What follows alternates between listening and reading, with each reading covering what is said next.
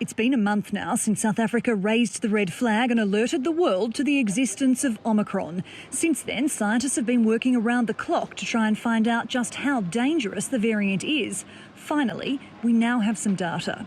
A study by the UK Health and Security Agency found people with Omicron are 50 to 70% less likely to be admitted to hospital than those infected with the Delta variant.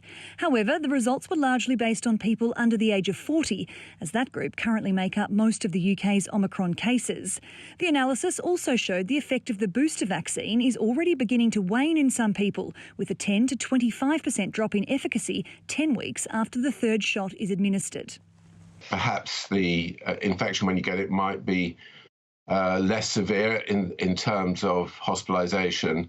But of course, with this very, very rapid rise and increase in cases, then of course, more cases means more pressure, because if even though a smaller proportion might get severe disease or go into hospital, that could still result in many cases. And of course, that could give pressure on the health service. And that's why countries across the world struggling to contain the rapid surge of the virus are reintroducing restrictions. Spain and Greece have brought back compulsory mask wearing in indoor settings. Italy has too, but it's also insisting the more protective FFP2 masks be worn in some indoor spaces like cinemas.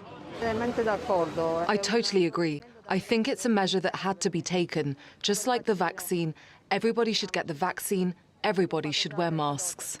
We had let ourselves go a bit, and people were not respecting the rules. It's good to see the rules tightening and people paying a bit more attention now. In China, the approach is more strict, with 13 million residents in the city of Xi'an plunged into lockdown this week after recording just 52 new cases of the virus. The sweeping restrictions come as the country prepares for the Lunar New Year travel rush and the Beijing Winter Olympics due to kick off in February. But for much of the Western world at least, there's a reluctance to impose harsh measures before Christmas. However, that could come at a cost. As people travel to see loved ones over the festive period, authorities are bracing for an even swifter swell of case numbers in the coming weeks. Sarah Morice, TRT World.